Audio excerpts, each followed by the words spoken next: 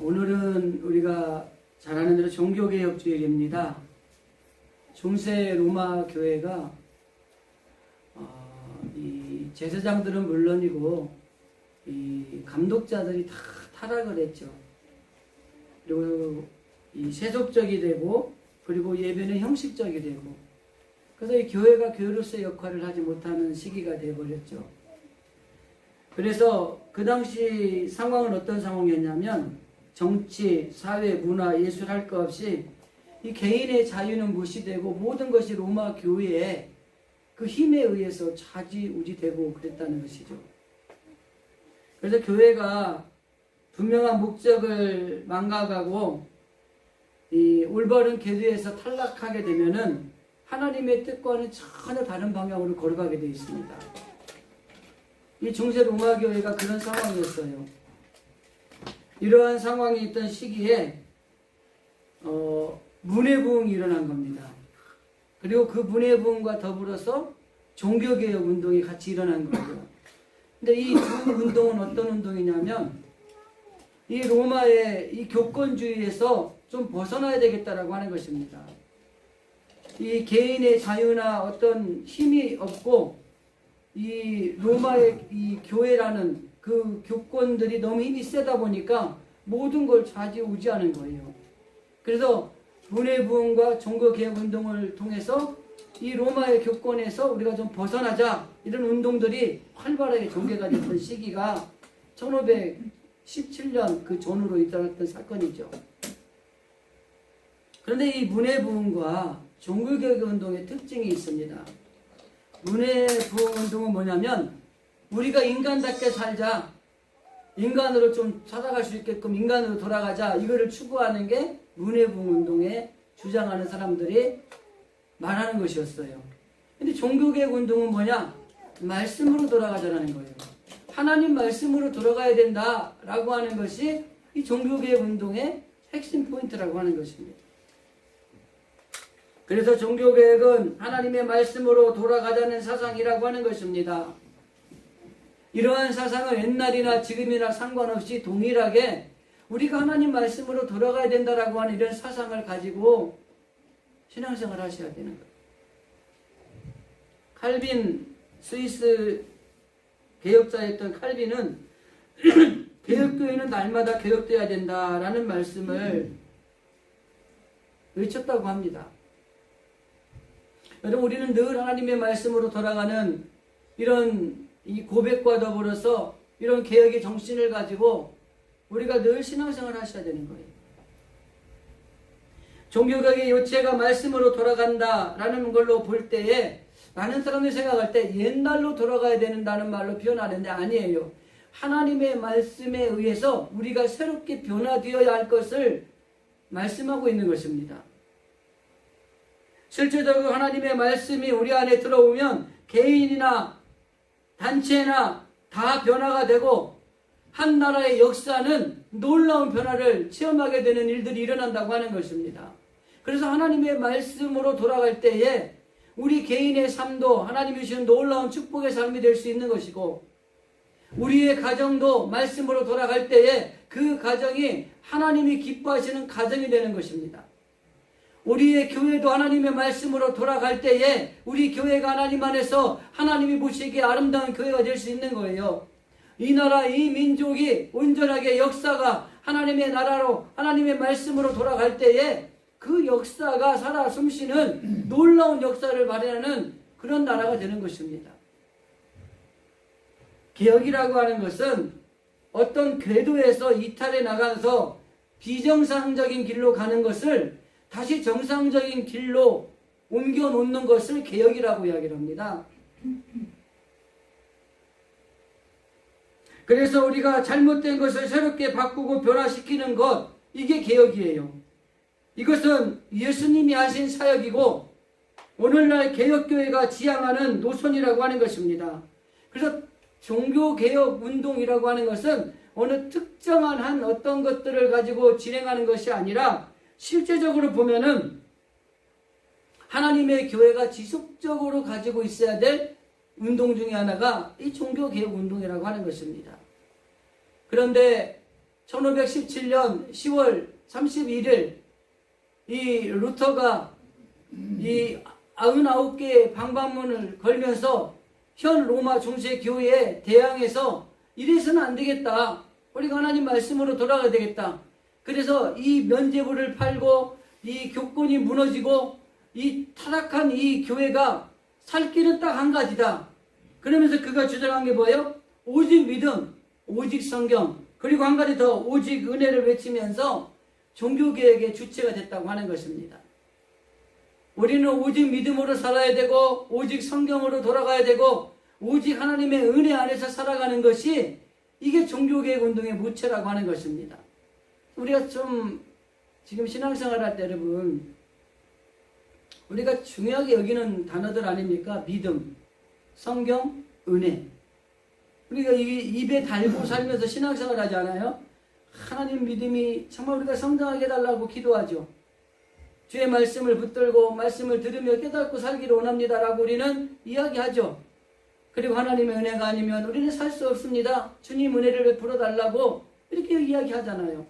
오직 믿음, 오직 성경, 오직 은혜라고 하는 이 슬로건을 가지고 로마 중세교회의 무너진 교권, 모든 타락한 것들, 세속적이고 예배도 형식적이고 이 모든 것들을 뒤집어 엎어서 오직 믿음, 오직 성경, 오직 은혜로 살아가야 된다라고 하는 게 종교개혁 운동이에요.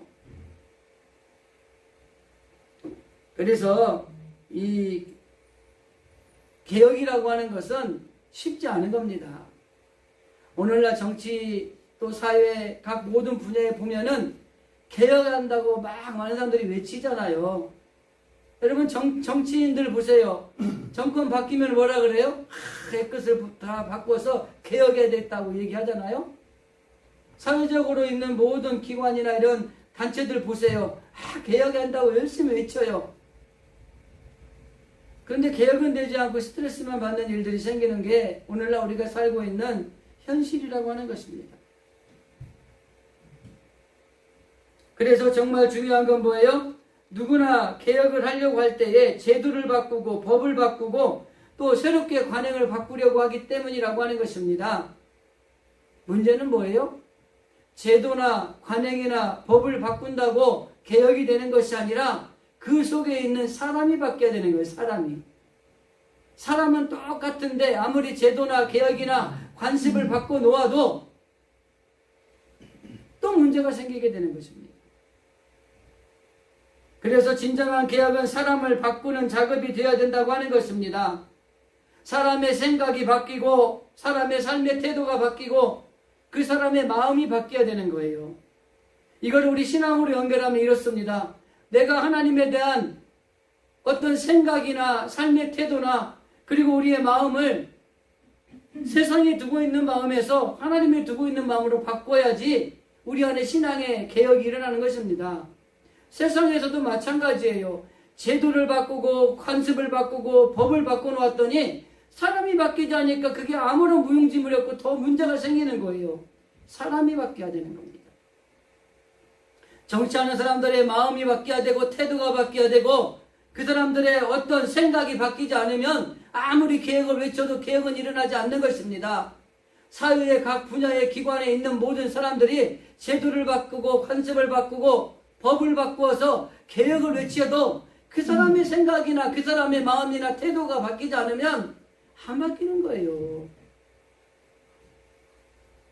여러분 우리 가정에서 자녀들 아무리 잔소리하고 건면하고 해도 그 아이의 마음이 바뀌고 태도가 바뀌고 그 아이의 생각이 바뀌지 않으면 죄송한 말씀이지만은 아무리 해도 그냥 절에서 묵작도 들고 연불 내오는 거에 불과한 겁니다. 그래서 우리의 신앙생활이 정치, 사회, 제도, 교회에서 바뀌어야 된다고 외칠 것이 아니라 정말 내가 이 공동체 안에 속해 있는 내가 바뀌어지고 있나? 내 생각이 바뀌어지고 있나? 내 삶의 태도는 변화가 일어나고 있나? 아니면 내 마음은 올바른 생각을 가지고 있나? 이걸 생각하셔야 된다고 하는 거죠. 오늘 우리가 읽은 역대하 34장의 전체적인 내용을 보면 저 여러분이 잘 알고 있는 요시야 왕의 종교개혁, 개혁운동입니다. 내용을 잠깐 살펴보면은 제사장 hil기야가 성전을 수리하다가 거기서 율법책을 발견한 거예요. 근데 그 율법책을 발견해서 사반인 사람에게 그 율법책을 전달해 준 겁니다.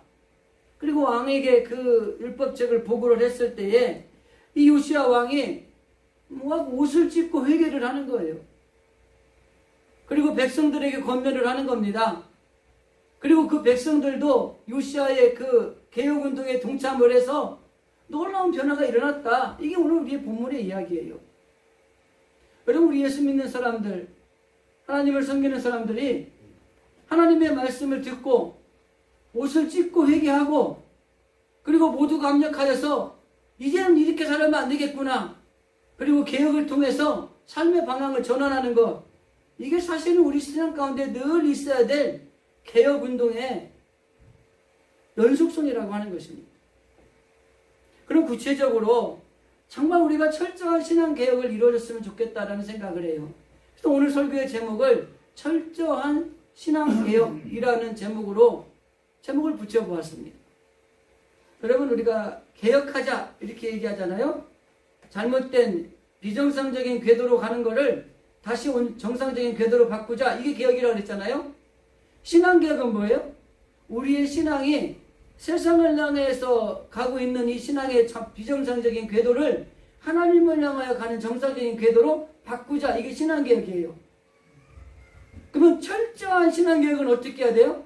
그냥 개혁을 외치고 변화가 없으면 여전히 개혁은 어렵구나 이러고 포기하는 게 아니고, 아니면 개혁을 외치다가 스트레스만 받아가지고 병이 생기는 것이 아니라 철저하게 신앙개혁을 준비를 해서 우리가 개혁의 주체가 되기 위해서는 어떠해야 되는 것인가, 이걸 오늘 본문에서 몇 가지만 생각해 보려고 하는 것입니다. 첫 번째 14절 말씀을 제가 한번 읽어드리겠습니다. 우리가 여호와의 전에 헌금한 돈을 꺼낼 때에 제사장 hil기야가 모세에 전한 여호와의 율법책을 발견했다. 이 요시야 왕 시대가 신앙적으로 그리고 정치적으로 굉장히 조금 어려웠던 시기예요. 생각해 보세요. 왕들이 율법책이 어디 있는지조차 등한시 여겼어요. 등한시. 제사장들도 율법책이 어디 있는지도 모르고 지냈던 거예요.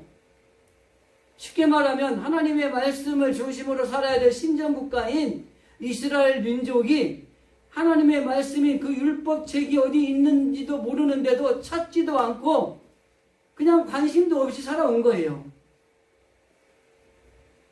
이거를 오늘의 신앙으로 조금 접목을 해보면, 우리가 하나님을 믿는 하나님의 자녀들이고 예수님을 믿음으로 말미암아 구원받은 하나님의 백성인데 하나님의 말씀에는 관심도 가지지 않는 거예요. 말씀을 따라 살려고 하지도 않는 거예요. 말씀을 묵상하지도 않는 거예요. 말씀이 있는지 없는지도 모르는 거예요. 자, 이러한 생각을 가지고 있는 이 이스라엘 민족들은 올바른 신앙생활을 할 수 있었을까요? 아니요. 잘못된 신앙의 관을 가지고 살아가고 있었을 거예요. 자, 그런 시기에 율법책이 어딘지 다 몰랐던 이들이 결과적으로 우상 숭배를 할 수밖에 없었고 영적으로 침체기를 걸어갈 수밖에 없는 것입니다. 우리도 말씀을요, 하루라도 안 읽고 하루라도 말씀을 묵상하지 않으면 세상으로 자꾸 빠지게 돼 있어요. 그럼 영적인 침체기가 오게 되고 세상 것들이 커 보이는 거예요. 그래서 우상에 빠지게 되는 겁니다. 여러분, 말씀을 중심으로 살아야 되는 거예요. 그래서 여기 율법책을 발견하고 라는 말씀 속에 우리가 하나 생각해야 될 게 뭐냐면, 우리가 그동안 하나님의 말씀에 대해서 가지고 있던 것들을 재발견하셔야 됩니다. 그래서 저는 철저한 신앙개혁의 첫 번째를 어떻게 가능하냐고 생각하냐면은 말씀의 재발견으로 우리의 철저한 신앙생활은 가능하다, 신앙의 개혁은 가능하다라고 생각을 합니다. 그래서 하나님의 말씀을 우리가 정말 이 의미 있게 발견하셔야 돼요. 말씀을 읽어야 되는구나. 설교 오늘 들었는데 이게 아니에요.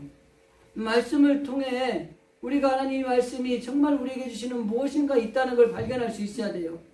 말씀을 들을 때 너희 마음이 뜨거워지지 아니하더냐? 라고 하는 말씀처럼 하나님의 말씀이 우리 안에 들어올 때 우리 안에 뜨거워지는 이런 성령의 역사가 일어나셔야 되는 거예요. 그래서 이 말씀을 재발견하셔야 돼요. 존 워너메커라고 하는 백화점 왕으로 유명한 사람이 있어요. 이분이 대통령이 이분에게 장관직을 요청을 한 겁니다. 우리 정부에 좀 장관으로 좀 맡아주세요. 그랬더니 이 워너메커라고 하는 이분이 뭐라고 말하냐면, 첫째 주의를 지키게 해주시고, 내가 교회학교 교사인데 교회학교 교사를 할 수 있게 해주시면 제가 장관직을 수락하겠습니다. 그랬더니 이 대통령이 그래 내가 그거 수락해줄게. 그래서 장관직을 수행을 했어요. 여러분 이런 신앙은 어디서 나왔을 것 같아요? 이분의 일화가 있습니다. 이분이 노년이 됐을 때에 여러 사람들하고 이야기를 합니다. 근데 이렇게 이야기를 해요. 내가 참 젊을 때부터 지금까지 참 많은 물건을 샀고 그 물건을 사는데 수도 없이 많은 돈을 들였다. 근데 내가 산 것 중에 내가 제일 고약히 여기는 것 중에 하나가 있는데, 그러면서 이 옆에 있는 낡은 성경을 딱 드는 거예요. 바로 이것이다. 그러면서 이 성경은 내가 9살 때 $1 50센트를 주고 산 성경인데 내가 일평생 살면서 산 것 중에 제일 귀한 것이다. 그리고 이어서 이렇게 말합니다. 이 성경에 의해서 나는 하나님을 알게 되었고 예수 그리스도를 만나게 되었다. 그로 인해서 내가 인생을 살아가는데 과실을 범하지 않도록 해주었다. 성경의 교육이 무엇보다 중요한 걸 알았기 때문에 내가 50년 가까이 주일학교 교사를 할 수도 있었다. 그리고 이어서 이렇게 얘기합니다. 성경에 있는 진리 하나가 인간의 모든 지혜보다 나은 것을 나는 깨달았다. 여러분은 여러분이 지금까지 산 것 중에 어떤 것이 가장 귀하고 소중하다고 생각하십니까? 25,000원 주고 산, 아니면 10,000원 주고 산 20년, 30년 전의 성경이 과연 나에게 가장 소중한 하나님의 말씀이 라고 이렇게 고백할 수 있습니까? 루터가 종교개혁 당시대로 말하면 성경으로 돌아가, 말씀으로 돌아가라는 얘기죠. 그 안에서 진리를 발견하고 이 세대를 이기는 능력을 얻어야 된다고 하는 것입니다. 그래서 정말 철저한 우리의 신앙의 개혁은 하나님의 말씀인 성경을 통해서만 가능하다고 하는 것입니다. 말씀 없이 우리가 진정한 믿음을 얻을 수 없습니다. 말씀 없이 영적인 각성은 결코 일어날 수가 없는 거예요. 성경을 읽지 않으면 아무리 은혜를 사모하고 영적으로 충만함을 갈구하지만은 그걸 이룰 수가 없는 거예요. 그래서 우리는 잃었던 성경을 다시 펴들고 말씀으로 살아가는 운동을 실천해야 된다고 하는 것입니다.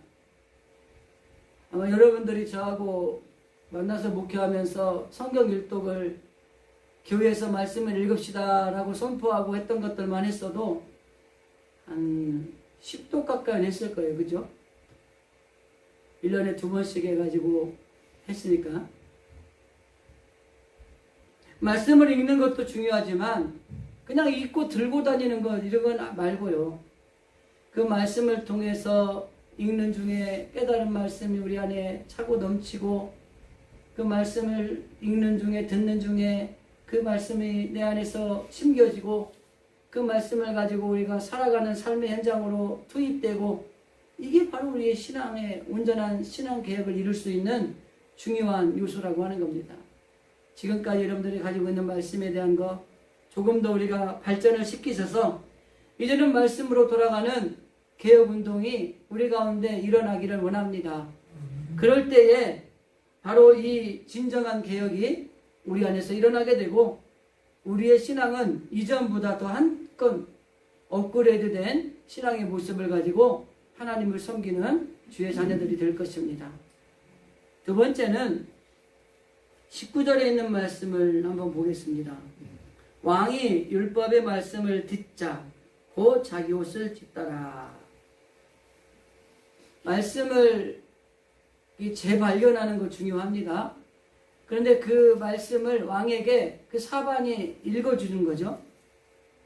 그냥 그 말씀을 읽는데 이 감동이 오는 거예요.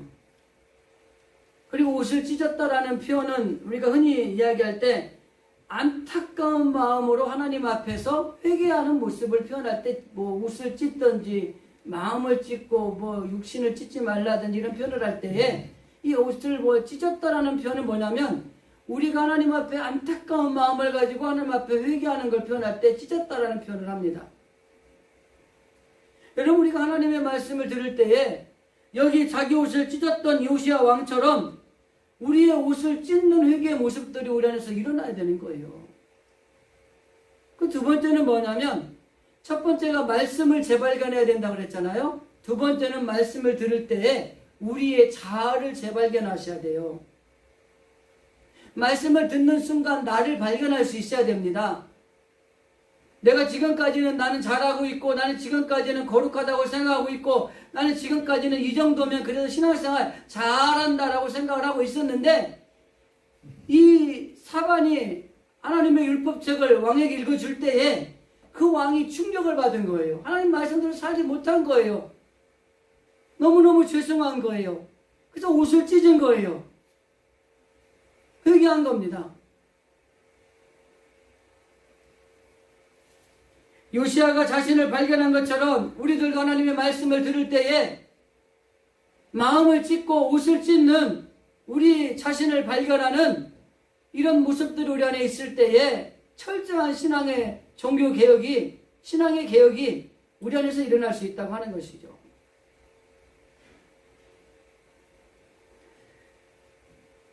그 요시야가 종교개혁을 했죠. 여러 가지를 했어요. 첫째는 우상의 제단을 헐었습니다. 그리고 우상 숭배자들의 무덤을 파헤쳐가지고 우리 옛날 어른들 말은 부검 참시라고 그러나요? 그런 것처럼 이 철저하게 우상을 혁파를 했어요. 근데 그때도 이 요시야 왕은 옷을 찢지 않았어요. 근데 언제 옷을 찢냐? 하나님의 말씀이 들려질 때에 그가 이 옷을 찢으며 하나님 앞에 회개를 한 거예요. 우리가 보면은 뭐 다 저는 어떤 것들이 중요하고 어떤 것들이 소중하지 않다는 얘기를 하는 건 아닙니다. 이렇게 교회에서 보면은 제가 이렇게 노예 이렇게 치르는 데도 보면은 참 봉사자들 그냥 구석구석의 봉사자들이 너무 열심히 해요. 너무 소중한 겁니다. 그런데 이 요시야의 말을 좀 빌어보면 그렇게 열심히 헌신하고 봉사하는 것들 속에서도 마음에 찝고 이런 회개가 일어나지는 않을 수도 있다는 거예요.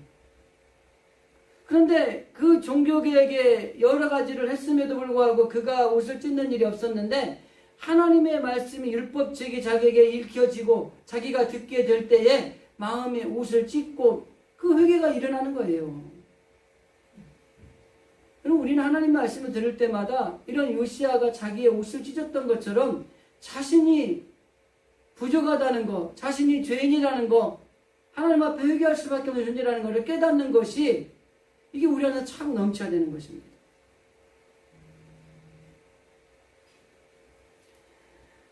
어떤 분들은 그런 얘기를 해요. 무슨 일이 생기면 다른 사람이 잘못되어서 그렇다고 환경이 좋지 않아서 그랬다고 이렇게 이야기들도 하고 여러 가지로 핑계를 댑니다. 그런데 모든 사건이나 환경을 통해서 우리가 바라볼 수 있는 건 내가 자신을 발견하고 내가 부족해서 이러한 일들이 일어났다고 하는 것들을 생각하는 것들이 중요하다고 하는 것입니다. 철저하게 개혁하는 신앙은 우리들 속에 있는 허물을 발견하게 하는 것입니다.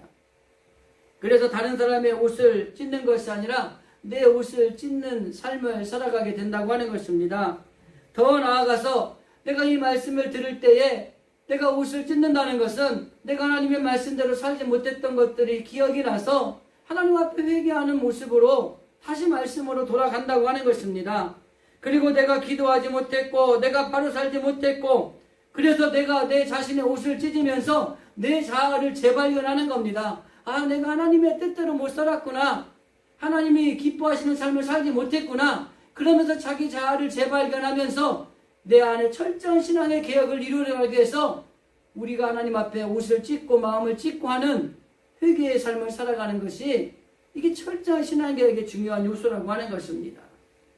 그래서 오늘 이 시대를 살아가는 우리 진실에 살아가는 성도 여러분 모두가 종교개혁주를 맞이해서 우리의 자아를 재별관하는 그런 온전한 개혁을 이루어 나가시기를 간절히 원합니다. 특별히 이렇게 자신의 온전히 자아를 발견하고 깨닫게 될 때에 진정한 개혁이 우리 안에서 일어난다고 하는 거예요. 오늘 많은 사람들이 다 남의 탓하잖아요. 그죠? 여러분 조그마한 이 어린 아이들도 자아가 형성이 되잖아요.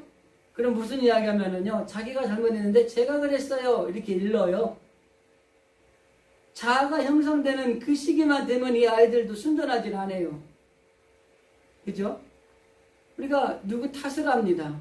그런데 하나님을 믿는 저와 여러분이 철저한 신앙의 개혁을 위해 필요한 것은 신앙적으로 하나님의 말씀에 비춰봤을 때 부족함을 깨닫고 하나님 앞에 회개하고 온전하게 살아가는 것이지만 세상의 사람들과 만날 때에 우리 믿는 사람들이 개혁의 주체가 되셔야 돼요. 아우, 예수 믿는 사람들이 더 뭐 좀 그래 이런 말 들으면 안 돼요. 우리 사람들을 만나면 가끔 하는 말이 그래요. 세상 사람들은 싸우면은요 같이 술 한잔 먹고 풀고 끝낸대요. 근데 목사님들 하면 싸우면은요 10년도 간대요. 술을 안 먹어서 그런가 봐요. 술 좀 먹고 풀을던지 해야지. 이게 너무 이 자신을 모르고 남의 탓을 하다 보면은 이 공동체 안에서도 화합하지 못하지만 그 불화의 주체가 되는, 우리가 뭐라 그랬죠? 화평케 하는 자가 돼야 되는데 그 화평을 깨트리는 사람으로서의 그리스도의 삶을 살아가면 안 되는 것이죠. 또 늘 이 사회에 대한 이런 단체에서도 조금 더 헌신하고 조금 더 희생하고 조금 더 다른 사람의 입장에서 생각을 해주고 그래 뭐 나라도 그럴 수 있겠어 이런 마음을 가지면 그 공동체 안에서 빛을 발하는 그리스도의 삶을 살아갈 수 있는 거죠. 한 가지만 더 말씀드립니다. 마지막 33절 말씀을 제가 한 번 더 읽어드리겠습니다. 이와 같이 요시아의 이스라엘 자손에게 속한 모든 땅에서 가증한 것을 다 제거하여 버리고 이스라엘 모든 사람으로 그들의 하나님의 여호와를 섬기게 하였으므로 요시아가 사는 날에는 백성이 그들의 조상이 하나님 여호와께 복종하고 떠나지 아니하였다 이렇게 돼 있어요. 요시아가 말씀을 듣고 먼저 본인이 옷을 찢고 은혜를 받았죠. 그리고 난 다음에 백성들에게 그 여호와의 가증한 우상을 다 화포하고 막 무덤을 파서라도 우상에 대한 잔재를 뿌리를 뽑았습니다. 그리고 나서 백성들에게 뭐라고 얘기해요? 그들의 하나님 여호와를 섬기게 하였으므로 이제 너희가 잘못된 신앙에서 개혁하고 돌아서서 우상을 섬기던 신앙에서 하나님만을 섬기는 신앙으로 돌아서야 된다라는 것들을 가리킨 거예요. 그리고 나고 난 다음에 말씀을 통해서 그 말씀을 모든 백성들이 지키고 살았다는 겁니다. 그랬더니 어떤 일이 일어났어요? 마지막 절에 조상들의 하나님 여호와께 복종하고 떠나지 아니하였더라. 하나님이 그들을 떠나지 아니했다. 이게 결론적인 말씀입니다. 여러분, 철저한 신앙의 개혁의 핵심은 뭔지 아세요? 내 안에서 떠났던 하나님을 다시 내 안으로 모셔드리는 것입니다. 이스라엘 민족이 요시아 왕 때에 종교적으로 암울한 영적인 침울기를 가졌어요. 그리고 정치적으로도 사회적으로 전부 다 올바르지 않았어요. 그런데 이 개혁을 통해서 바뀐 것이 딱 한 가지예요. 하나님의 말씀으로 우리 안에 재발견을 하고 그 말씀이 우리 안에 깨달아짐으로 결과적으로 우리 안에 있는 자아가 발견이 되어지고 그리고 그 발견이 되어지니까 모든 백성에게 이제는 우상에서 벗어나서 하나님 말씀으로 돌아서는 개혁이 이루어졌고 그 개혁이 이루어지는 동안에 하나님이 그들을 떠나지 아니했다라는 게 오늘 말씀의 마지막 절의 핵심입니다. 여러분, 우리가 신앙생활 하시면서 다른 거 없어요. 하나님이 내 안에 오셔서 나를 떠나지 않게 하는 삶을 살아가는 겁니다. 그런데 우리는 예수를 믿고 하나님을 섬긴다고 하면서, 하나님을 믿는다고 하면서 하나님을 내 안에 모셔드렸는데 다시 내쫓는 일들이 생기는 거죠. 그리고 모셔드리긴 했지만 그분을 왕으로 섬기지 않고 내가 필요할 때만 사용하는 종으로 쓰는 거예요. 그러니까 우리 안에 신앙의 개혁이 이루어지지 않는 것입니다. 나를 떠난 하나님이 내 안에 들어오셔서 나의 주인이 되어주시는 삶을 살아가는 것이 철저한 신앙의 개혁을 이루는 데 중요한 요체라고 하는 것입니다. 그래서 우리가 사명을 감당할 때 온전한 기적이 일어나는 거예요. 결국 이 말씀을 통해서 요시아는 자신의 사명을 깨닫게 됐다고 하는 것입니다. 그래서 우리가 하나님의 말씀의 재발견이 필요하고, 그리고 우리의 자아의 재발견이 필요하고, 또 한 가지는 우리가 무엇을 해야 될 것인가에 대한 사명의 재발견이 필요한 겁니다. 근데 그 사명은 무엇을 통해 깨달아요? 하나님의 말씀을 통해 우리의 사명을 인식하게 된다고 하는 것이에요. 요시아 왕이 개혁의 주체가 돼서 개혁을 이루어내고 그런 것처럼 이것을 말씀을 통해 깨달을 때에 내 사명의 재발견이 이루어졌다고 하는 겁니다.